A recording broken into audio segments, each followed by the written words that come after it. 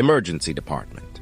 A young man arrives with complaints of severe weakness, dizziness, dry mouth, reduced urine output. He has been working outdoors in hot weather for several hours. On examination, patient appears dehydrated and exhausted. Blood pressure slightly low, pulse rate increased. Clinical concern, dehydration में हूँ.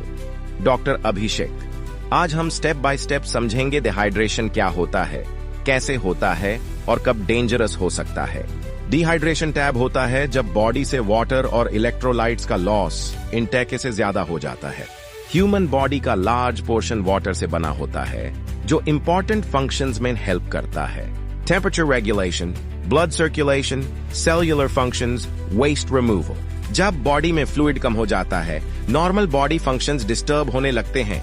Common causes of dehydration के situations में develop हो सकता है. SAB's common causes include excessive sweating, especially hot weather main, vomiting, diarrhea, fever, inadequate water intake, prolonged physical activity, high-risk groups. कुछ लोग dehydration के लिए ज्यादा वल्नरेबल होते हैं. Children, elderly individuals, outdoor workers, athletes, patients with chronic illnesses. In groups में dehydration quickly severe हो सकता है. डिहाइड्रेशन के सिम्टम्स ग्रेजुअली डेवलप होते हैं और सिवेरिटी पर डिपेंड करते हैं. अर्ली स्टेज में सिम्टम्स माइल्ड हो सकते हैं, लेकिन सीवियर केसेस लाइफ थ्रेटनिंग बन सकते हैं. Early symptoms, mild dehydration, thirst, dry mouth and lips.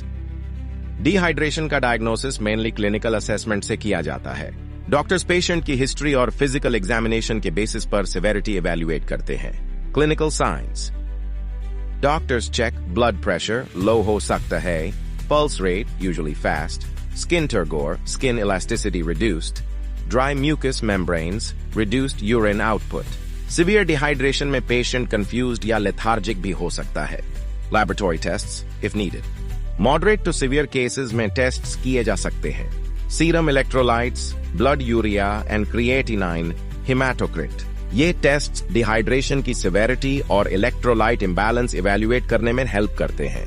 Treatment, fluid replacement. Treatment का मेन गोल होता है लॉस्ट फ्लूइड्स और इलेक्ट्रोलाइट्स को रिप्लेस करना.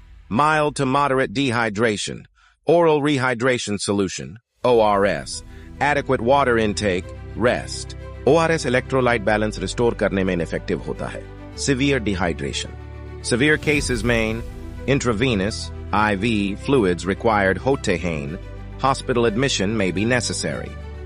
IV fluids quickly circulation restore करते हैं और complications prevent करते हैं. Dehydration को prevent करना relatively simple है, लेकिन awareness बहुत जरूरी है, especially hot weather और illness के दौरान. Preventive measures. Regular water intake throughout the day. Hot weather में extra fluids लेना.